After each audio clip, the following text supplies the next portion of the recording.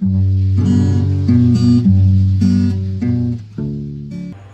pagsugod, magabasa kita diri sa Hebrehanon 4, versikulo 12 ngadto sa versikulo 13 nga nagaingon, kay ang pulong sa Dios buhi og nagalihok nga gamhanan, labi pang mahait kaysa espada nga doy sulab ug modulot ngadto sa gitagbuan sa kalag ug espiritu, sa mga lutahan ug sa mga kauyukan ug motugad sa mga hunahuna ug katuyuan sa kasing-kasing.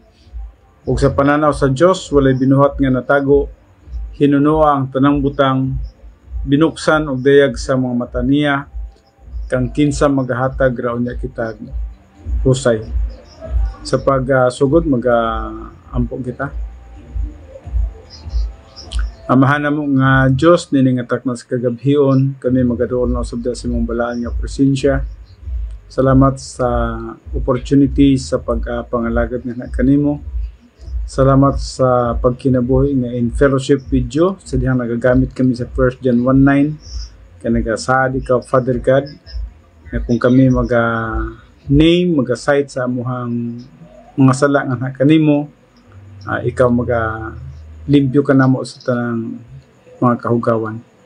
Ug salamat nga na Father God nga grasya nga gihatagan ni kanamo. Salamat usab sa opportunity sa pagpangalagad nga kanimo. Diyan aduna na kami katungod nga magkapangalagad nga kanimo, sa dihang kami nahimo nga limpyo in fellowship ug filled with the Holy Spirit. Ubani kami nining mubo nga panahon sa pagtuon sa imong pulong. Salamat sa imong pagtabang ug pag-uban kanamo. Salamat sa teaching ministry of God the Holy Spirit. Salamat sa imong pagtabang sa imong mga kanakan o ilabi na sa imong alagad. Ako lamang itugyan kining tanan, ginapasalamatan nga madawat. Pinagi lamang sa pangalan ni Kristo Jesus. Amen. Okay, so mayong gabi sa tanan pag-usab. Karon nga kagabion atong pagatunan ang spiritual capacity or capacity spiritual, no? Now, kinahanglan nga masabtan sa mga magtutuo.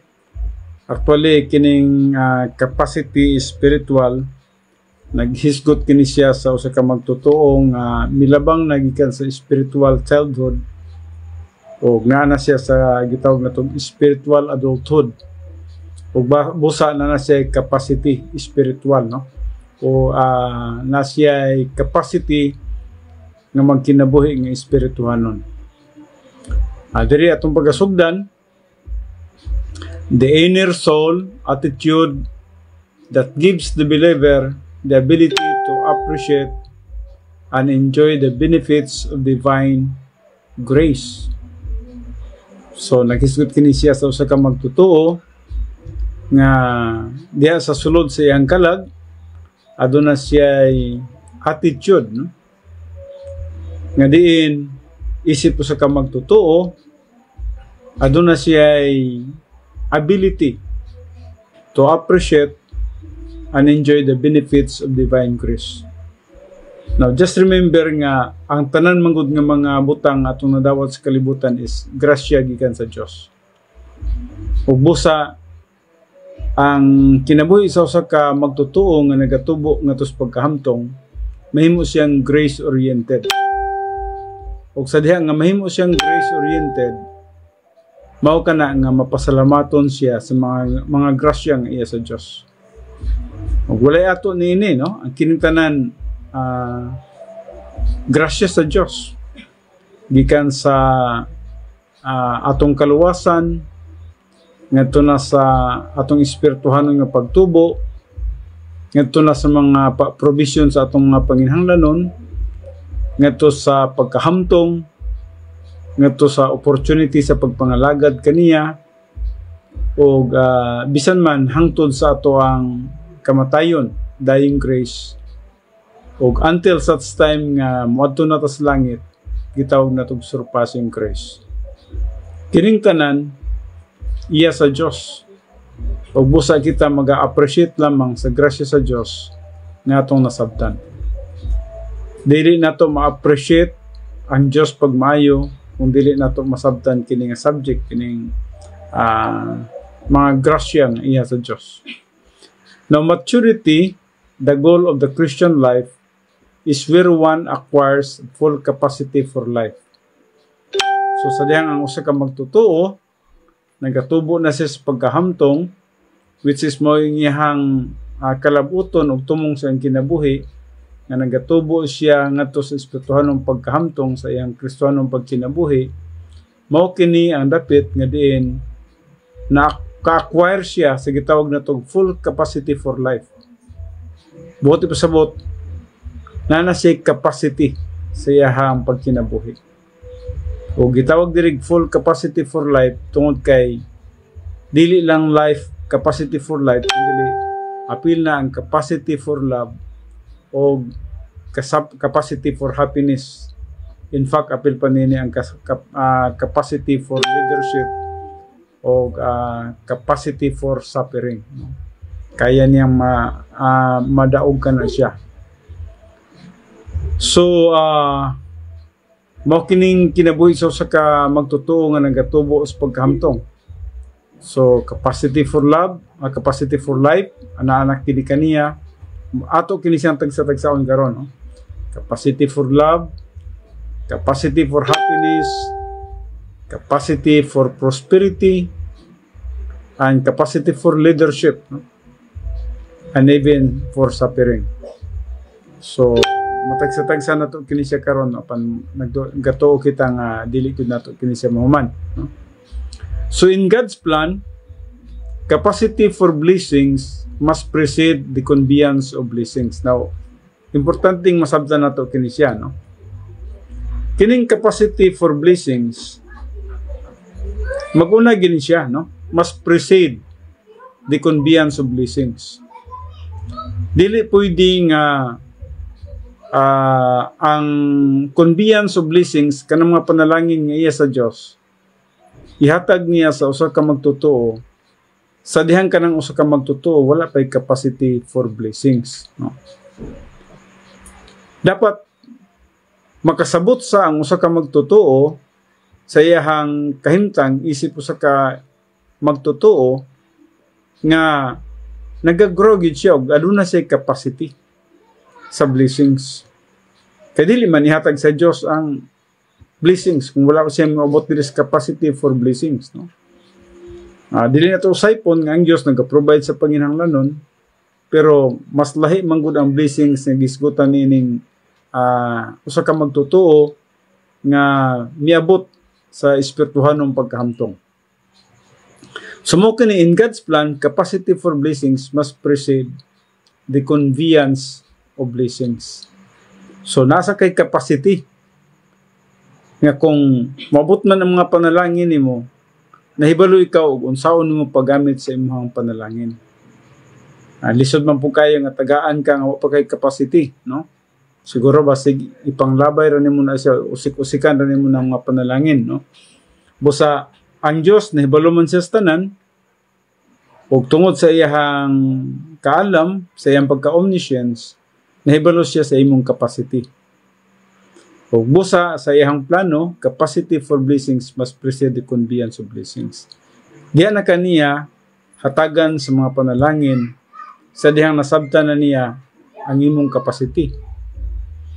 O busa nagaingon din, before God can pour out all the prosperity and happiness He has designed for each of His children, they must possess an inner ability to appreciate these grace gifts.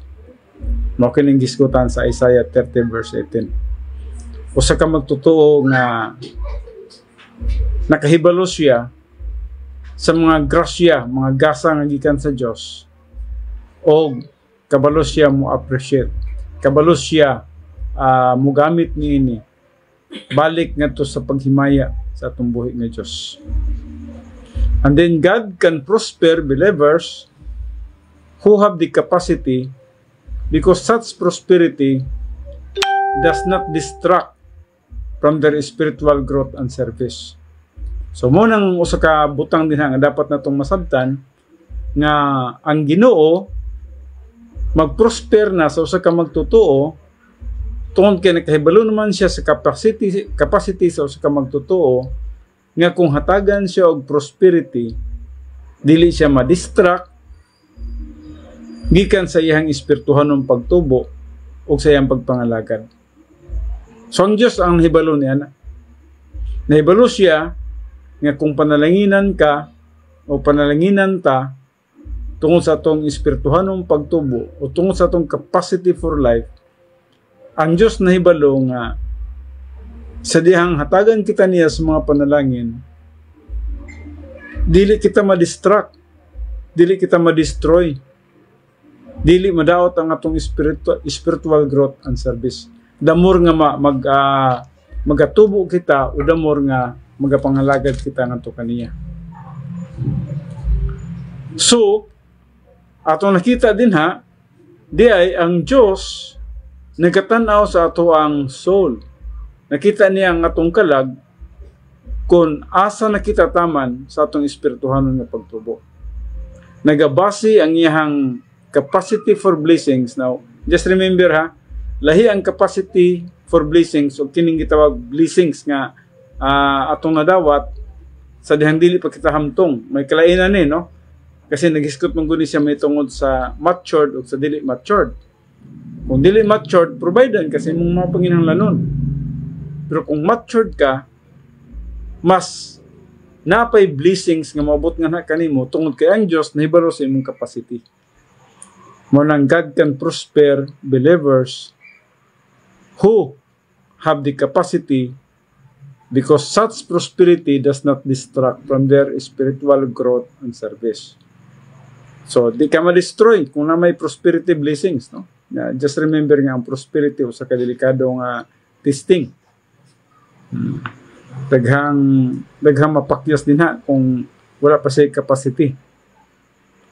So, they can enjoy the details of life, meaning kung na may mga prosperity blessings niya, nagka-enjoy siya sa mga, bisan man sa detalyes kinabuhi.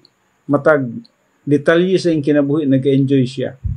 Nahibalo man siya mo-handle, naman siya capacity. Like for example, success niya. Sa iyang success, wala sila yung purpose nga ihang pagabuhaton niya na kundili nga ang Diyos ang ihang pasalamatan. Ang Diyos ang ihang pagahimayaon sa iyang kinabuhi. Mga achievement niya, no? Mga gitawag na to wealth, property nga maangkon niya, no? So, kining mga butang nga madawat niya, iya kining iuli nga to sa Diyos. Naman sa capacity. Pero kung kining mga butang nga moabot kaniya wala sa capacity,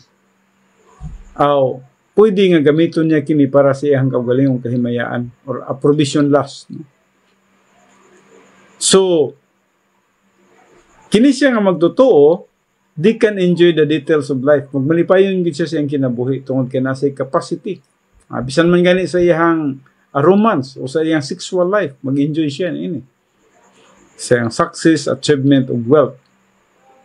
So while not depending on these details for happiness, meaning dili siya dependent sa kalipay, gitawag na to sa mga detalyes kalipay nining mga butanga, dili siya ma-destroy, no?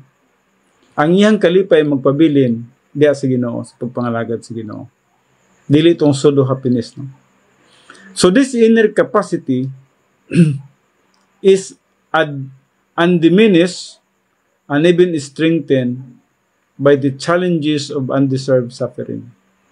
So meaning, tungod kay na kaniining nga area, niabot na ka sa spiritual self-esteem, kining inner capacity, this inner capacity, so na capacity sa sulod sa imong kinabuhi, dili kini siya mawala, even strengthened by the challenges of undeserved suffering. Mahimo pa hinuon kini siyang mapalig-on sa mga challenges sa kinabuhi, especially kung aduna may mga suffering nga dili unta angay kanimo o kanako. Pero para kanato, kung maabot man ang undeserved suffering, kana siya nga suffering, magpalig-on pa hinuon ka na to sa itong pagtuo o pagsalig nga to kaniya, tungod kinaman tayo capacity. For believers without capacity, no, kini ang gitawag na to contrast, no? Alang sa usa ka magtutuo nga walay capacity, however, even the finest trappings of prosperity become a source of destruction, discontent, and misery. So mo kining hitabo sa usa ka magtutuo, kung wala pa siya capacity for life, bisan man sa mga gagmay kayo ng mga traps, no? Mga bitik sa gitawag na tog prosperity, mahimo kining source para sa iyang destruction, discontent, o bisan man sa misery. So muning kalainan sa usa ka magtutuo nga nay capacity for life ug sa usa ka magtutuo nga walay capacity for life. So ang usa ka magtutuo nga nay capacity for life, sa dihang adunay mga gitawag na to undeserved suffering, mas mulig-on pa siya, may strengthen pa siya nini nga mga challenges. Apan ang walay capacity for life, sa dihang moabot kining mga gagmay kay nga mga traps o mga pagsulay o mga gitawag natong bitik sa iyang kinabuhi, halimbawa prosperity test, mahimo kining tuburan sa iyang pagkapukan, pagka walay kontento, o bisan man sa misery sa iyang kinabuhi. Now, dinhi kita karon sa number 1, capacity for life. Capacity for life is the ability to control, to choose, and to do something under the influence and guidance of the Holy Spirit. But ipasabot nga, ang usa ka magtutuo nga nay capacity for life, nag-school kita diri hamto nga magtutuo ha. Kaya na naman say capacity for life. Ang walay capacity for life, muhilak man na, no? Muiyagak man na, mutsabaw, magbagulbol, magbagutbot, masuko. So, munang mga walay capacity for life. Pero katong usa ka magtutuo nga nagatubo na sa pagkahamtong, ug aduna nay capacity for life, na siya abilidad to control. Mahibalo siya mo tanaw ba sa sitwasyon? Mahibalo siya mo tanaw sa kahimtang. So, na siya ability to control. And then, aduna siya ability to choose. Bisan man siya ang decision making, no? Na siya capacity to decide. Makapili siya o makadecide siya sa mga butang nga di nakita niya nga adunay kahimuan sa espirituhanong pagpangalagad. Makapili siya niya na o makahibalupod siya sa mga butang nga diin kalibutanon o nga dili siya mopili niya na. So na siya ability to control, to choose, and to do something under the influence and guidance of the Holy Spirit. So, nasa capacity nga makabuhat sa usa ka butang. Nangin niyang pagkabuhaton, ubos sa influensya o sa giya sa balang espiritu. Sa ato pa, kaya naman sa capacity for life, mubuhat siya. Musunod siya, ug unsa man ang kabubuton sa Dios sa iyang kinabuhi. Unsa man ang giya sa Dios sa iyang kinabuhi nga angin niyang pagkabuhaton. So, nasa capacity for life. Manang letter A. Letter B. The ability to truly appreciate and enjoy the benefits of divine grace. Isaiah 30:18. Actually, ato ka na natikap ganina, no? So, doon na siya ability to truly appreciate and enjoy the benefits of divine grace. So, na siya appreciation ug nga mag-enjoy siya sa mga benepisyo nga iyang nakita nga gikan sa Dios, grasya gikan sa Dios. Usay man gud moangkon man gud kita, no? Murag ang atong nahuna nga atong palingkamot nga nakaangkon kita sa kabutang. So wala na kita appreciation sa Dios. Now, letter C. The ability to foresee what is beneficial and advantageous in making decision for growth and for God's glory. So makita niya no? nasa abilidad nga makita niya o unsa tong adunay benepisyo o advantageous sa dihang nagabuhat siya sa usa ka desisyon alang sa iyang espirituhanong pagtubo o alang sa kahimayaan sa Dios. So, naging siya capacity for life. So, letter D, the ability to prioritize things that has eternal value than vain. So, meaning, ang iyang kinabuhi, na siya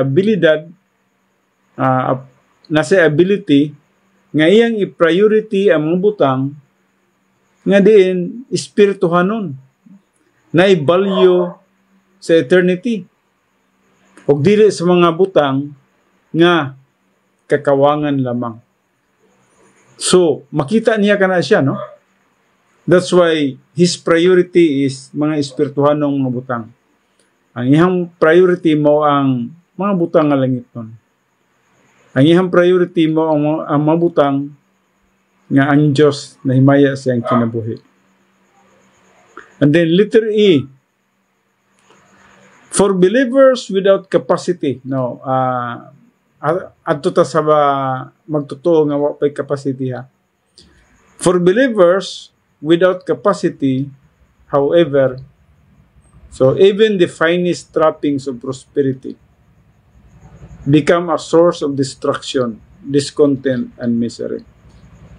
So, yun na, kung wala pa capacity for life, bisan sa mga gagmay lang ang mga litag, gagmay nga mga pagsulay, sa ibutan na to, na may pagsulay sa gitawag na to prosperity, mahimo kining hinungdan o tuburan sa iyang distraction, sa iyang pagkadili kontento, o sa iyang pagka-miserable. Wa man sa capacity, no? So, capacity for life, the ability to choose victories in the angelic conflict rather than defeat. So, mo kining usa ka magtutuo, no? Nga nasa capacity for life. Nasa ability sa pagpili sa kadaugan diya sa manulundaong gubat rather than kapildihan, rather than defeat. So, lahi gyud ang iyang kinabuhi. Kadaugan ang iyang puntarya. Nadirita karon sa number 2, capacity for love. Importante po ni siya. Capacity for love. Duha kini siya, love for God, and then love for all mankind. Love for God and impersonal love for all mankind. Morning capacity for love, no? Duha man siya ka kategorya pod, love for God o love for all mankind. Naunahon nato kini siyang love for God. Sa dihang ang usa ka magtutuo, miabot na siya sa spiritual self-esteem, kay mao man atong gitun-an karon, naman siya capacity for love, dili lang na capacity for life, na po siya capacity for love.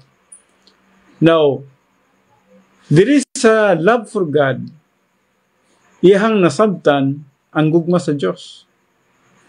Understanding the love of God would reciprocate our love for God. So nasabtan niya kini siya sa 1 John 4:19, 2 Corinthians 13:14, Ephesians 3:19, bisa man John 3:16, no? So tungod kay nasabtan niya ang gugma sa Diyos, understanding the love of God, mo reciprocate siya. Mo reciprocate siya o gugma alang sa Diyos. Now, just remember, lahi ang love of God ug lahi ang love for God, no? So, kung dili nato masabtan kini siya sa Griego nga pinulungan, matingala kita sa ato ang mga Biblia nga halos nagsumpay-sumpay ra ang love of God ug ang love for God. Hinumduman nato nga lahi ang love of God ug lahi ang love for God. Ang love of God nagisgot nga ang Diyos gugma.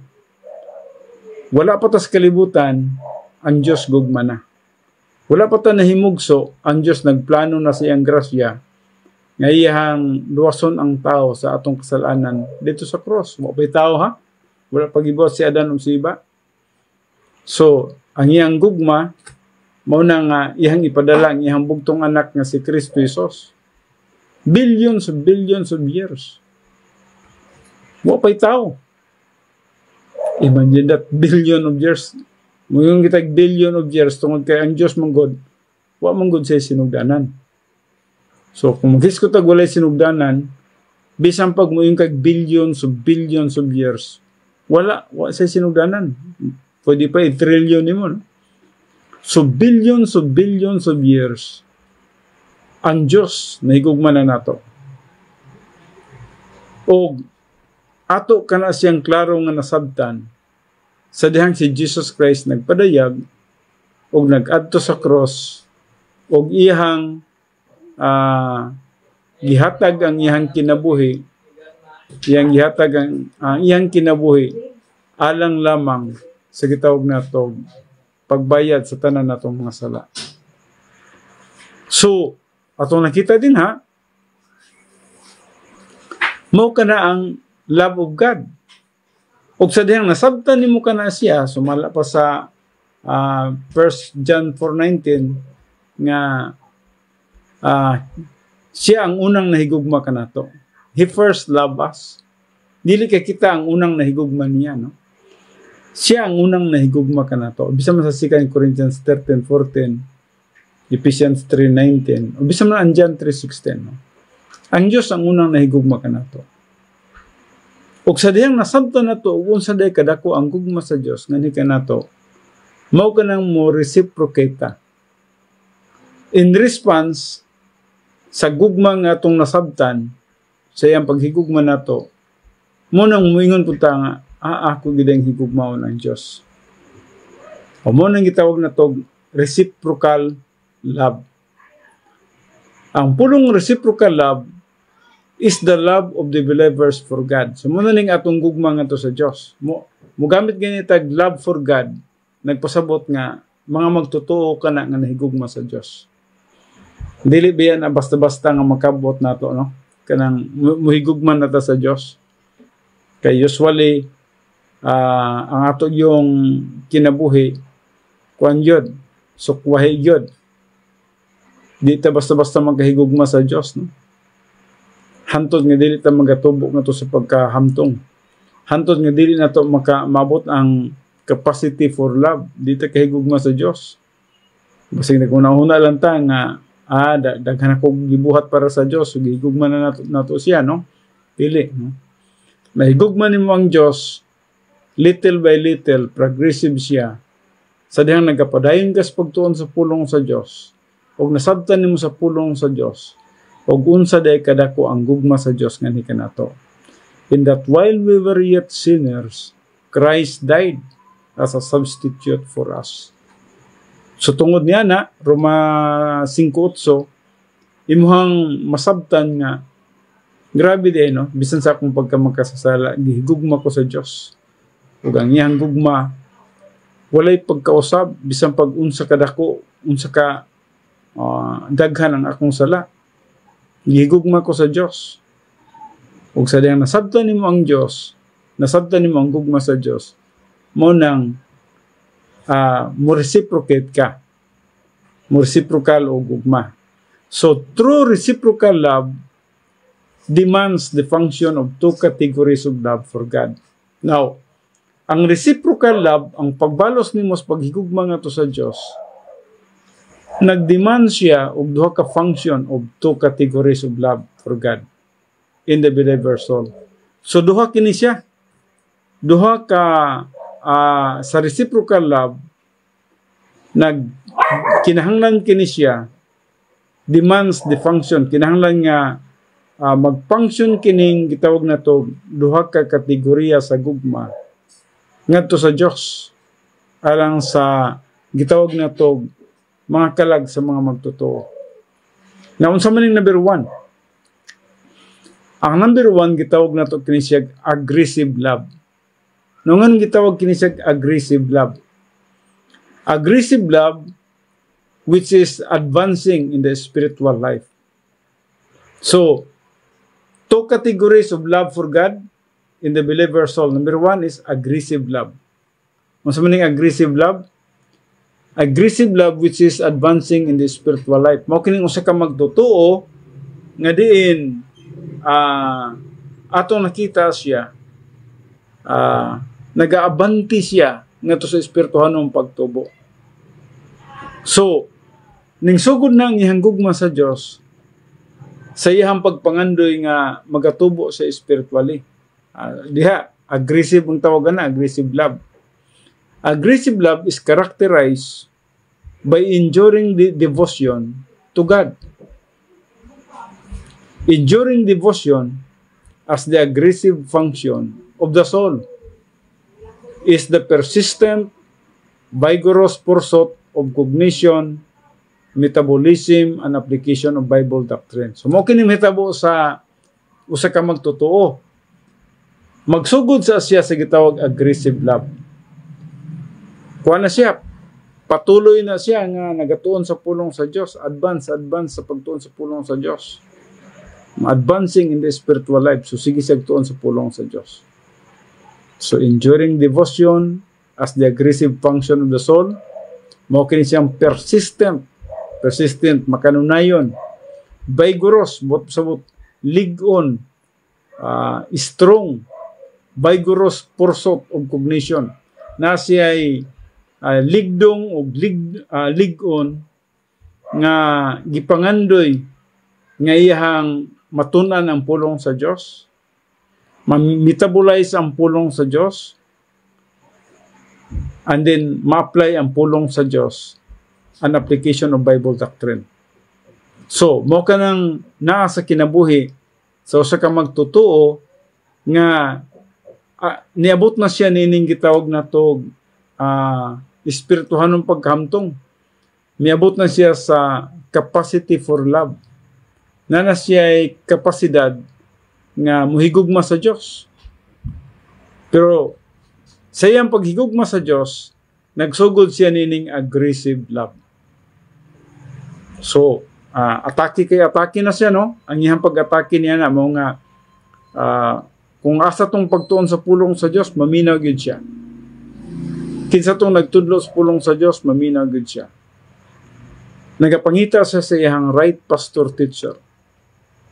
O samtang nagatudlo ang right pastor teacher niya, nagapaminaw siya, nagatuon siya, nagatake note siya. Ginasabot niya ang ginatudlo sa iyang pastor teacher. So aggressive, gitawag siya aggressive love. Now aggressive love is characterized by enduring devotion to God. Enduring devotion as the aggressive function of the soul is the persistent, that means makanunayon, vigorous pursuit of cognition. So na siya'y ligon o lingdong kayong kalabuton nga iyang masabtan ang pulong sa Diyos.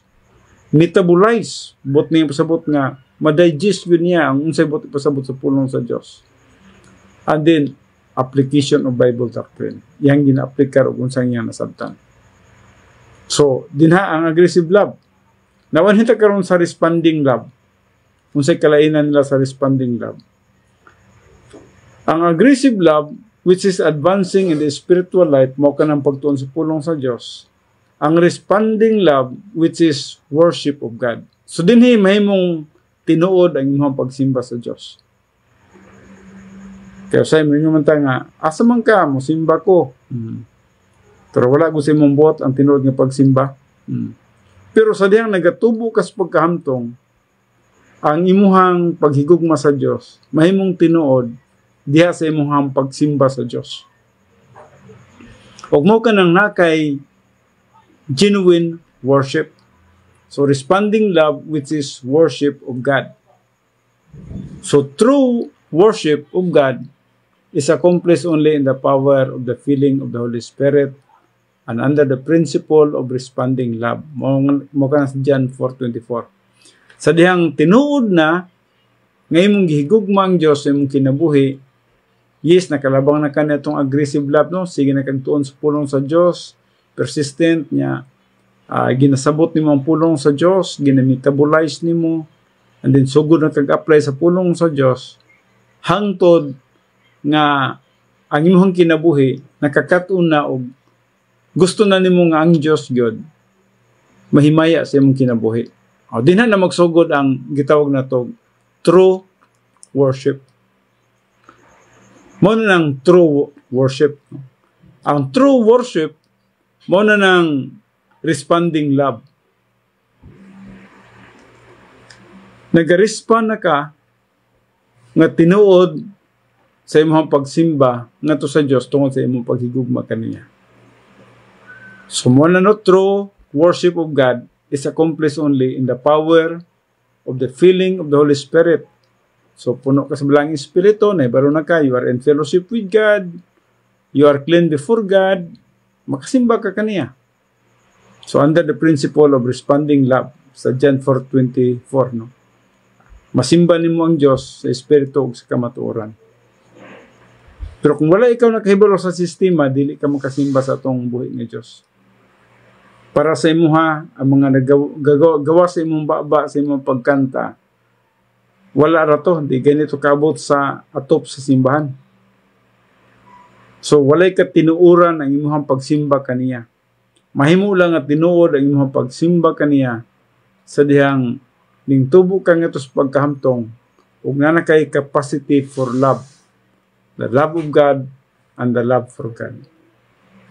So mo ni no, sa the love for God, para ni sa mga magtutuo na gitawag itong aggressive love, which is advancing in the spiritual life, and there is also what we call responding love, which is true worship of God. Una nang makasimba na kangadto kaniya. Ang pagsimba dili lang katong pag-adtog simbahan, no?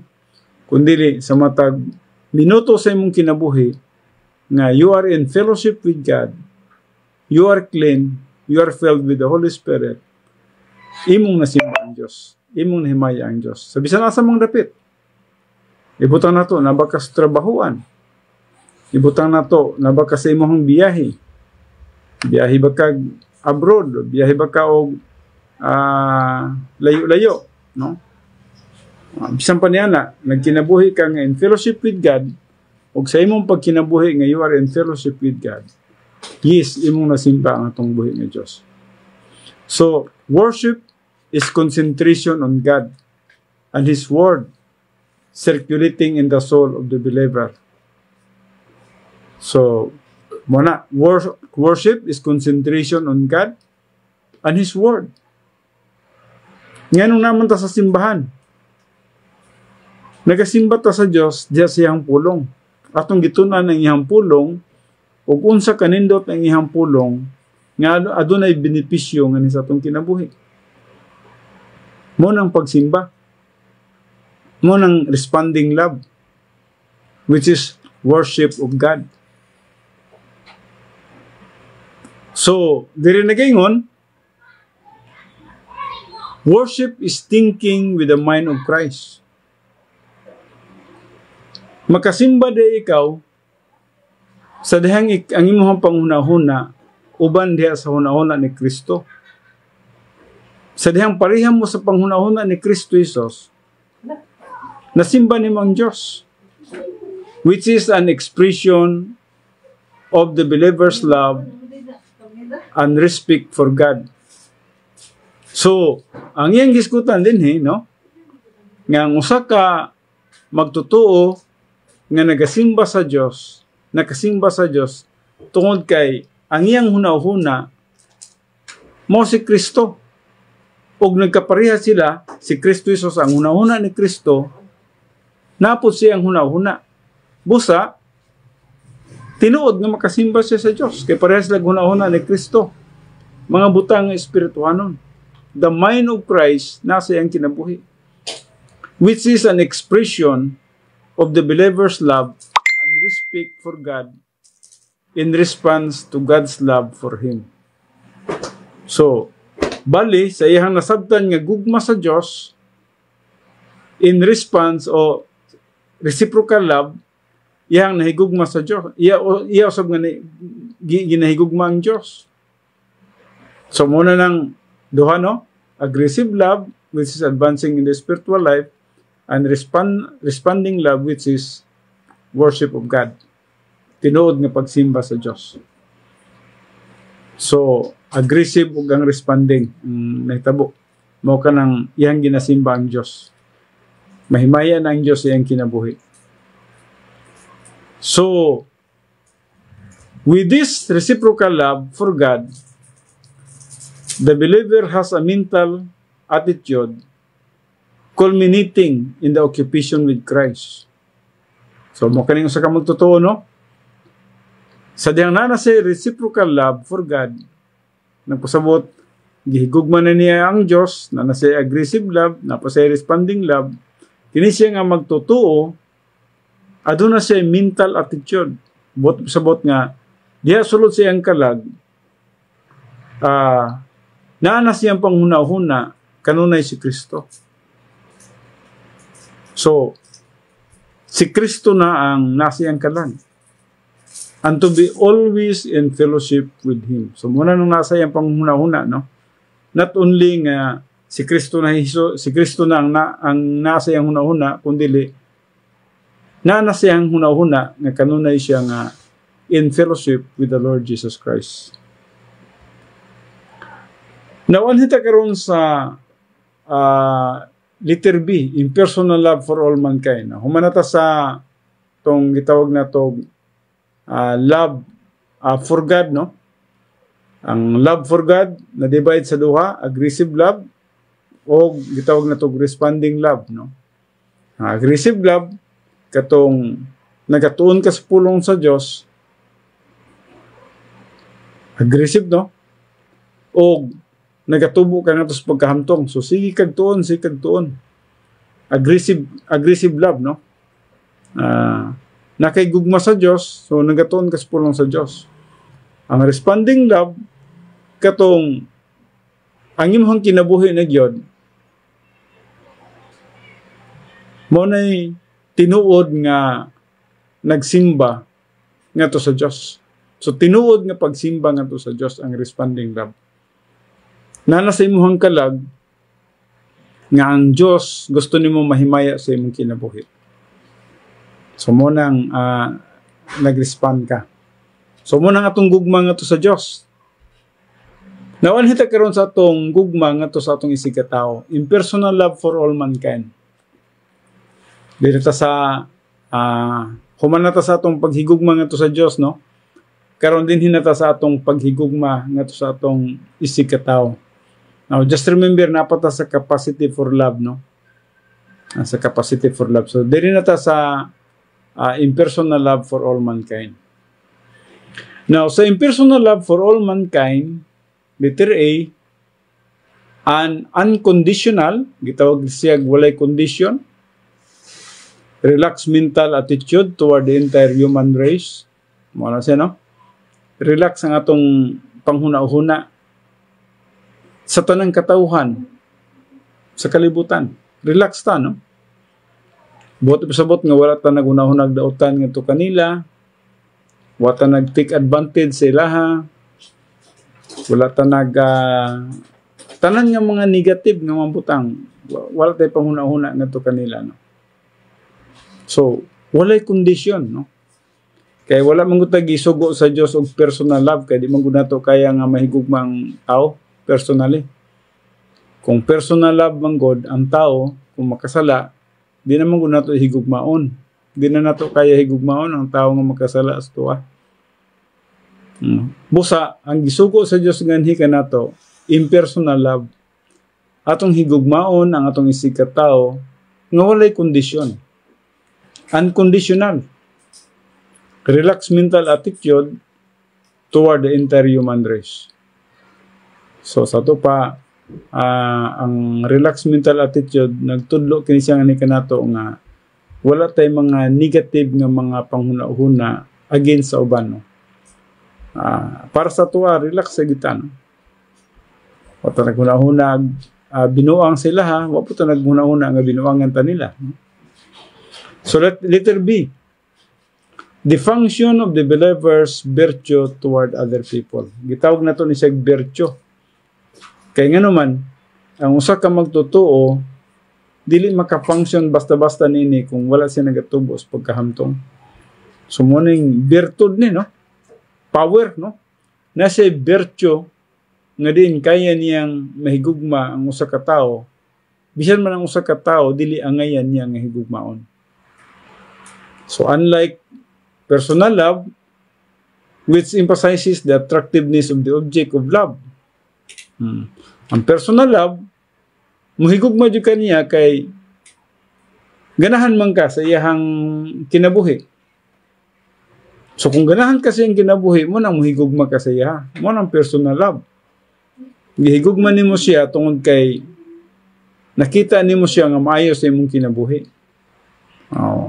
Samantalang ang impersonal love emphasizes the capacity and the integrity of the one who loves. So doon ay kalainan sa duha. Kay ang personal love naghisgot mahitungod sa usa ka tawo nga imong higugmaon. So nag-require siya og nasa mga requirements. Siguro higugmaon niya kay dato, kay bright, kay butan. So mo ning personal love. Nagadependent siya sa usa ka tawo nga iyang higugmaon. Samantalang ang impersonal love, dili siya dependent sa tawo nga iyang higugmaon. Kundi dependent siya sa iyang kaugalingong integrity o iyang capacity. Busa, wala naga-after kini siya og attractiveness og kabutan og kaayo sa usa ka tawo nga iyang gihigugma. Kaya ang impersonal wala may kondisyon. Wa man siya nagkondisyon nga higugmaon ta ka kay gwapo ka, gwapa ka, butan ka. So, walay kondisyon ang impersonal love. So, impersonal love emphasizes the capacity and the integrity of the one who loves. Now, kinsa man kung ikaw nagatubo nga to sa espirituhanong pagkahamtong, mo nang makahigugma ka bisan sa usa ka tawo nga dili angayan higugmaon. Ang personal love, dali man lang kay higugmaon nimo ng usa ka tawo ana. Kinsabay din mo higugma sa usa ka tawo nga maayo. So, imo mo ginahigugmaon. Tagaan ka kada udtog ginataan nga munggos. Tingaman kag imo nang awayon, imo ginahigugmaon, no? Pakapinan pa og bulad. So, pero ang impersonal love, dili siya dependent sa attractiveness sa usa ka tawo. Bisan man ang kana nga tawo dili maayo, bisan man kana nga tawo dautan, pero nagadepende siya sa imong kinabuhi nga nagatubo nga tos pagkahamtong nga nakay capacity for love, kaya nimong higugmaon ang Dios o kaya sab nimo nga higugmaon ang imong isig ka tawo. Mao ni siyang impersonal love. Whereas personal love is an intense and subjective attitude toward a few. So, kining personal love, gamay la imong mahigugman nini kay nganuman kasagaran sa mga tao gyud namang gyoy old signature God. So, dili gyud tanang panahon nga maayo sa imuha. Nay panahon nga para sa imuha, dili nimo siya madawat, para sa imuha dawtan siya. So, selective siya kung personal love lang. Samantalang ang impersonal love, dili siya selective. Kaya dependent man siya sa imuha nga nagatubo nga to sa pagkahamtong. Ikaw nga nahigugma sa Dios, mohigugma pug ka sa gihigugma sa Dios nga mao ang katawhan sa kalibutan.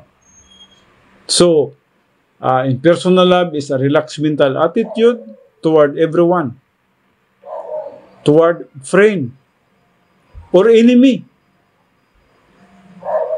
Sa mga tao nga ang iyang higugmaon, higugmaon nimo. Sa mga tao nga dili ang iyang higugmaon, higugmaon nimo. Whether they are worthy of your love or unworthy of your love, walay kondisyon. No? whether they are pleasant or obnoxious. So imong mahigugma sila. So mo kining impersonal love. So impersonal love solves problem in personal relationship. So mo kini siyang nagsulbad sa gitawag na tog personal nga relationship nga to sa tanang tao. Ug ngano nga mahigugma na to ang tanang tao, no? Gitawag na tog impersonal love, no? Solves problems in personal relationship. So the believer with impersonal love is able to accept all people as they are.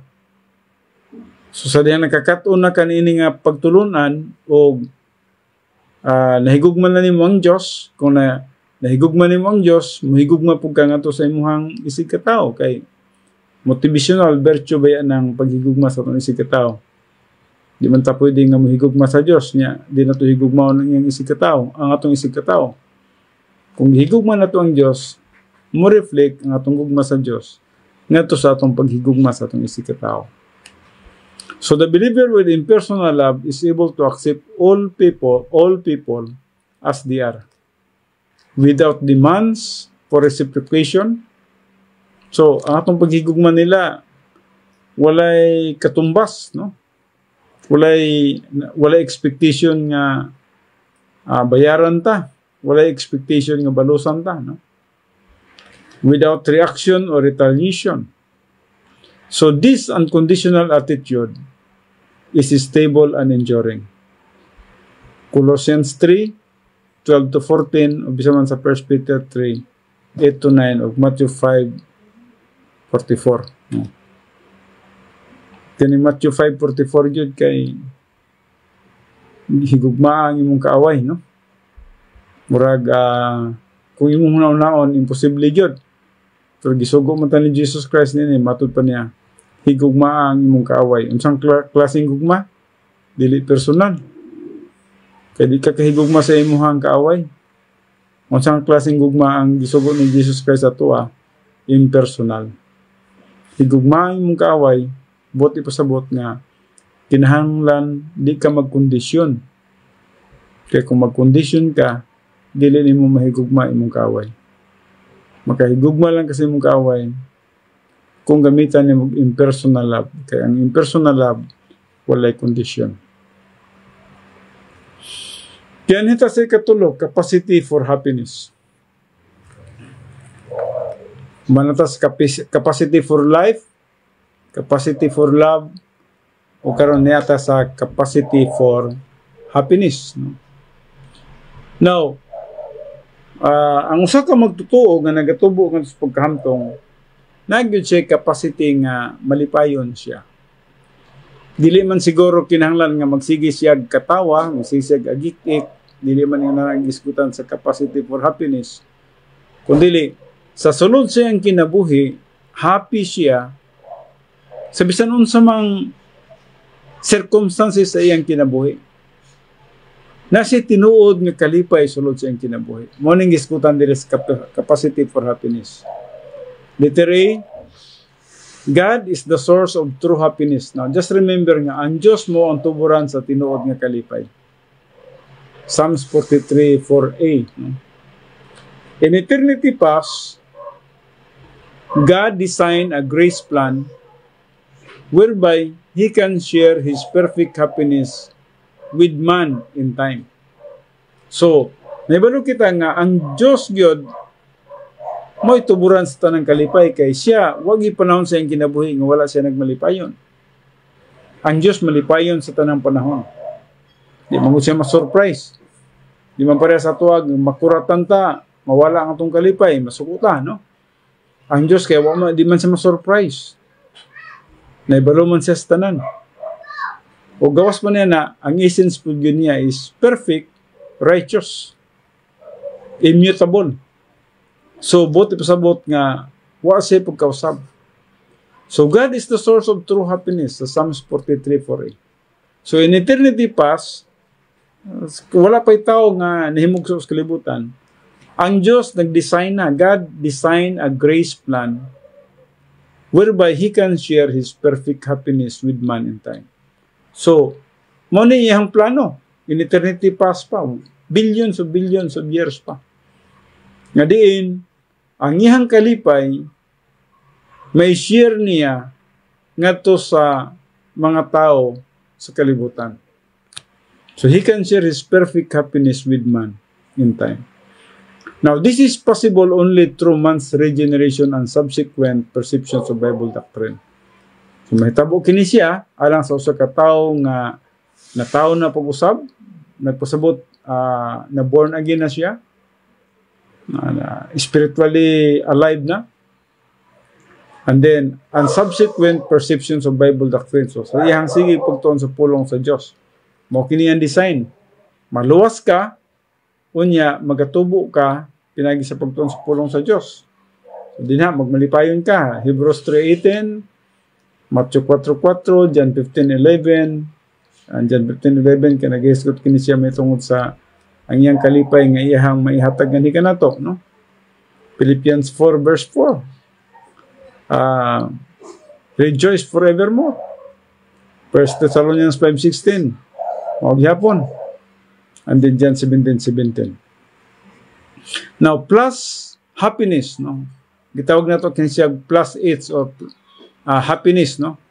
Tungod kay dili ni happiness nga kalibutanan kundi divine happiness kinsiya, no? Or gitawag na to siya sharing the happiness of God.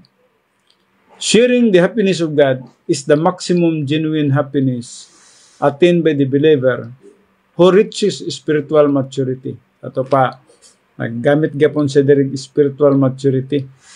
Kasi wala mong genuine happiness para sa dili hamtong. Sige mo nagkasuko, sige mo nagkapungot, sige nagpagdumot, lagot, no? So, alang lang yun sa gitawag na itong nagkatubo nga sa pagkahamtong. So, is the maximum genuine happiness attained by the believer who reaches spiritual maturity. So, this happiness is an enduring state of inner peace na siya kalinaw sa sulod. Nagani kay kalinaw, mag-uban mo guna silang kalinaw, kalipay, o gugma, no? Na kay inner peace, na kay confidence, na kay contentment, and related to any detail of circumstances in life. Kining contentment nimo, dili ni siya matandog bisan mag-unsay detalye or circumstances sa imong kinabuhi. The believer with plus it's has the happiness of God residing in his soul. But pasabot nga kini siya nga magtotoo, na siya'y divine happiness. So has the happiness of God residing in his soul. Tungod sa pulong sa Dios nga nasaturate ang iyang kalag, ang iyang kinabuhi kanunay, napuno sa mga espirituhanong mga butang. Mga paglaom nga langit nun, mga paglaom nga naibalyo sa eternity. Musa, malipayon siya sa iyang kinabuhi.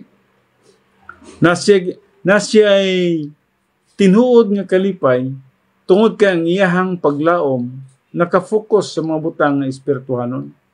Mga butang nga langit nun. Mga butang nga adunay value sa eternity. And then God share His happiness with the believer by sharing His thinking which is revealed in His Word. Sa John 15:11 o bisan man sa John 17:17. Sa ito pa, ang Diyos nagkapambit sa iyang kalipay alang niya itong usa ka magtotoo nga diin nakashare sa iyang thinking. Sa ito pa, makashare ka sa thinking of God when you have the Word of God. Kung ang Word of God nasa imong kalag, mo ka nang makashare ka sa thinking of God. So true happiness is a mental attitude based on divine viewpoint.